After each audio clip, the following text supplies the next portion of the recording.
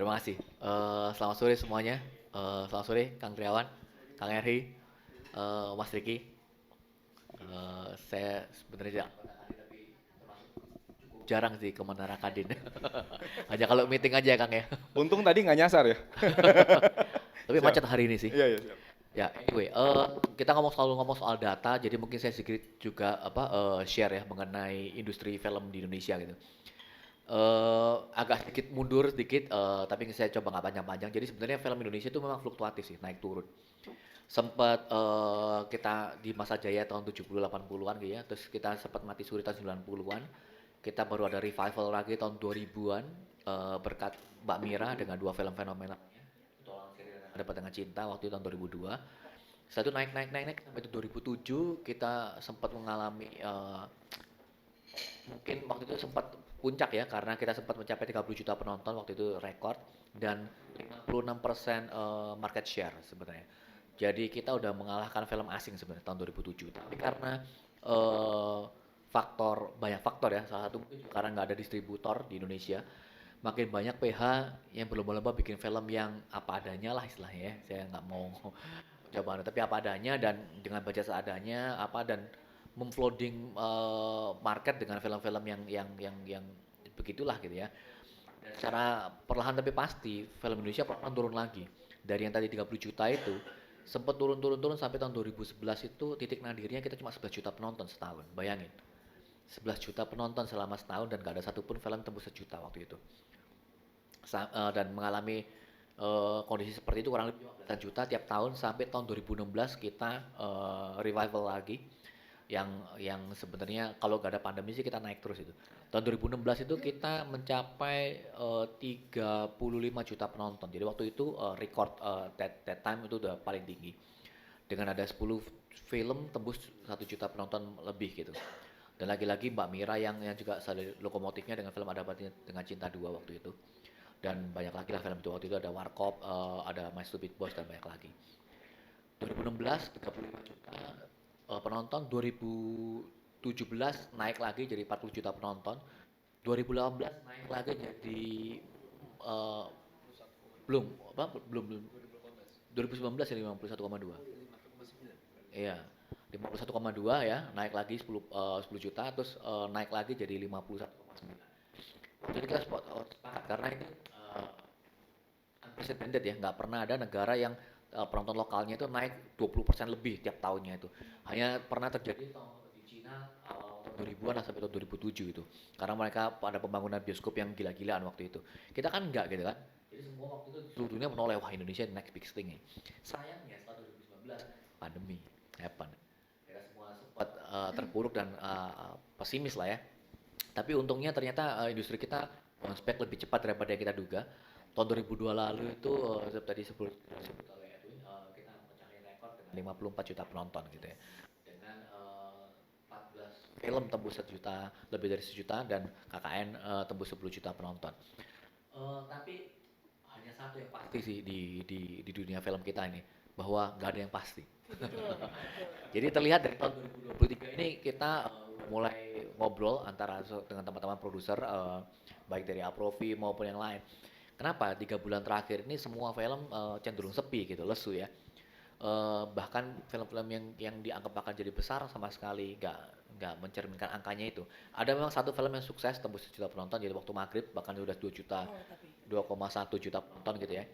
Tapi yang lain dalam kutip yang sangat-sangat underperform. Underperformnya itu amat sangat underperform gitu, nggak cuma kurang tapi benar-benar disaster lah in a way gitu ya. Jadi kita nggak perlu sebut judul lah apa ya.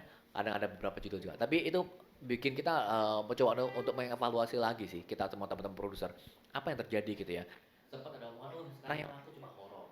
Waktu itu kita sempat menganalisa kenapa sih penonton Indonesia suka dengan horor gitu ya. Selain memang kultur kita sangat percaya dengan klinik dan supernatural, tapi beside that pada waktu kita pandemi itu kita kan harus di rumah nonton banyak OTT segala macam. Jadi film drama dan segala macam itu udah habis lah ditonton oleh mereka di OTT gitu ya. Jadi pada saat itu setelah pandemi tahun 2022 itu orang pengen keluar ke bioskop yang memang perlu effort ya selain mengeluarkan uang, tapi juga harus ke mall apa segala macam untuk itu. Mereka memang mencari sesuatu yang istilahnya mau mau roller coaster lah, mau ride ya, something yang kayak kalau kita ngomong apa film seperti apa theme park gitu ya. Amusement park, Ya amusement amusement park. park ya, Scorsese banget istilah itu. Tapi that's what happen gitu. Apalagi penonton kita nggak bisa dipungkiri bahwa mayoritas penonton film bioskop di Indonesia adalah anak muda gitu. Mereka cuma pengen rame-rame aja. Masalah bagus apa enggak itu masalah kedua sebenarnya. Mereka pengen teriak-teriak bareng-bareng Teriak aja. bareng atau nangis bareng. Ya, film drama ada yang laku juga, meskipun meskipun outlier lah ya, nggak banyak ya. Yang bisa langsung saya sebut tahun lalu itu Kukira Kau Rumah, Miracle Miracle Number on Number Seven. Seven, Ngeri Ngeri Sedap. Ya. Tiga itu aja yang drama yang laku gitu. Dari sekian puluh gitu ya. Jadi memang outlier lah. Tapi horor sisanya horor mayoritas laku gitu. Yang nggak tembus sejuta pun yang budgetnya pas-pasan tapi nggak tembus sejuta pun juga banyak gitu. Yang 800.000, 500.000, 600.000 gitu. Kira-kira semua belum pada bikin film horor dan tahun ini hampir tiap minggu ada film horor satu minimal. Minggu ini ada dua bahkan. Dan setiap minggu ada dua kurang lebih. Jadi kalau menurut saya dan teman-teman produser yang lain, tren horor ini pasti akan mengalami kejenuhan lagi sih, pasti karena terlalu saturated udah terlalu banyak film horor gitu dan terlihat bahwa OTT pun sekarang nggak mau ngambil film horor juga kecuali yang benar-benar sukses gitu karena ya bosen lah ya selalu the same thing gitu. Nah akhirnya dalam konteks yang itu digital marketing, so what next gitu kan. Ya memang kita harus tetap membuat film yang bagus sudah pasti dan saya percaya bahwa diversifikasi genre tetap masih perlu sih. Satu tantangan terbesar di Indonesia itu genre di Indonesia itu nggak banyak, either horror, romance atau drama. Komedi sekarang tuh juga jarang ya, komedi lah tapi masih masih ada jalan. Di luar itu nggak ada. Thriller kita hampir nggak ada. Superhero udah dicoba susah. Action hampir nggak ada. Terakhir action kapan The sih? Raid doang. The Raid. Itu aja udah paling Exactly. mentok di Dan cuma 1,6. 1,8, 1,8. Ada alasannya juga. Jadi maksudnya setiap kali ditanya orang tanya pengen bikin film apa? Saya sih pengen bikin film perang yang akbar atau film action. Tapi tetap aja kendalanya satu, budget sih. Dan nggak ada justifikasi untuk membuat film-film seperti itu karena data menunjukkan bahwa nggak ada penonton untuk film-film seperti itu gitu loh. Kalau orang nonton film action mending nonton film Hollywood atau sekarang film Korea gitu yang banyak actionnya juga gitu. Dan balik soal soal data, memang ini kan selalu dipertanyakan ya, kenapa sih kok nggak ada data penonton segala macam? Ya, untungnya saat ini nggak tahu kalau Kang Erik dan Pak Triawan tahu juga ada sebenarnya ada satu apps produksi Indonesia, Cinepoint namanya, yang dari dia ini aslinya penggiat box office Nonton film. penonton film gitu ya, bicara box office namanya Mas Sigit gitu, dan dia kerja di BUMN sebenarnya. Kita sempat tanya, ini orang data apa enggak? Ternyata dia melakukan itu hanya hobi gitu. Akhirnya Movie buff. movie buff, akhirnya dia dengan berbagai bantuan segala macam, dia berhasil menciptakan sebuah app ini namanya Cinepoint, yang untuk men-tracking jumlah penonton film-film Indonesia maupun film Hollywood yang di Indonesia saat ini ya. Lumayan, tapi mungkin karena kurang dana jadi nggak terlalu berkembang, apalagi sempat ada pandemi gitu ya, terpotong 2 tahun ini. Tapi saya juga termasuk pengguna aktifnya Cinepoint ini, boleh dicek nanti apps-nya ini termasuk yang oke. Paling nggak bisa tahu bahwa berapa sih penonton film A, film B segala macam gitu. Kalau selama ini kita mengecek jumlah penonton itu dari filmindonesia.or.id gitu ya, tapi kan mereka hanya seminggu 2 kali. Sementara Cinepoint ini cita-citanya mereka bisa tiap hari update sih saat itu. Ya, nggak sampai real time sih, Mas. Nggak. Kecuali di invest. Ya, Kecuali ada invest. ya kecuali nanti bisa ada investor lagi gitu ya. Dan saya dengar sih mereka selalu masih mencari sih, Ya. dan saya selalu mendukung mereka lah istilahnya. Mereka selalu mendukung sih untuk cari investor karena menurut saya penting banget memang kita supaya tahu film apa laku di mana dan penontonnya siapa aja, profil segala macam, itu menurut saya juga penting.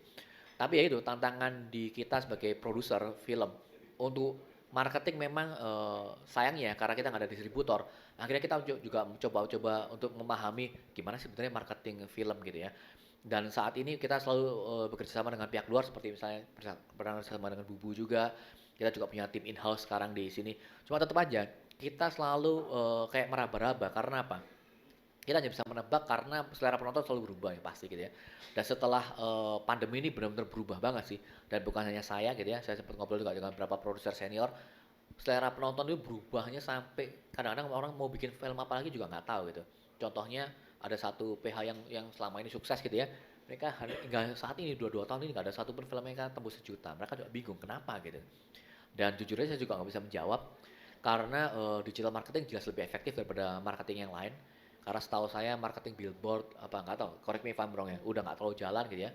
Promosi di TV juga udah nggak jalan gitu untuk film ya, untuk film. Kalau untuk yang lain mungkin mungkin jalan, tapi untuk film promosi TV udah nggak jalan, promosi billboard udah nggak jalan, media cetak apa lagi gitu kan, hanya digital marketing. Cuma ini satu yang selalu saya sempat ngobrol bahkan waktu itu waktu saya masih zaman kuliah di film ya, di New York itu saya sempat ngobrol-ngobrol dengan timnya Universal Studio. Mereka lagi waktu itu lagi mau rilis film judulnya Scott Pilgrim versus the World kalau saya masih ingat gitu. Scott Pilgrim versus the World. Filmnya Edgar Wright. Jadi waktu itu mereka bilang karena film ini budgetnya nggak terlalu besar, mereka pingin waktu itu ya tahun 2011-an lah itu. Mereka pingin coba untuk hal yang baru. Mereka promosi murni cuma digital doang waktu itu gitu kan. Dan hasilnya waktu itu ternyata menurut mereka KPI-nya dianggap berhasil karena selama 2 minggu berturut-turut jadi trending topic di Twitter dan berbagai macam media sosial. Tapi ternyata hasil opening weekend-nya nggak seperti yang mereka bayangkan karena cuma dapat 13 juta dolar waktu itu. Jadi ini berlaku juga buat Indonesia. Membuat orang tahu bahwa film kita ada is one thing. Tapi bikin penonton mau datang ke bioskop nonton film kita is another thing. Jadi supaya orang tahu film kita dan pengen nonton, nah itu masih belum kita tahu caranya. Jadi kita bisa flooding semua sosial media dan segala macam dengan segala macam cara gitu ya. Dan katanya sekarang ini paling efektif lewat TikTok untuk promosi film sebenarnya. Tapi algoritmenya nggak bisa dimanipulasi katanya kan. That's the hardest thing gitu TikTok ini. Barang barulah buat kita TikTok nih. Kalau Instagram, Twitter, Facebook, YouTube katanya masih bisa dengan ads masih bisa disupport gitu ya. Tapi TikTok somehow is a little bit different gitu. Tapi again, memflooding semua sosial media platform ini dengan konten film kita is one thing gitu ya yang bisa kita lakukan. Tapi bikin orang pengen nonton film kita is another thing. Nah, itu challenge kita bersama dan kita perlu lebih banyak data dan perlu lebih banyak riset sih untuk itu. Kurang lebih itu dulu.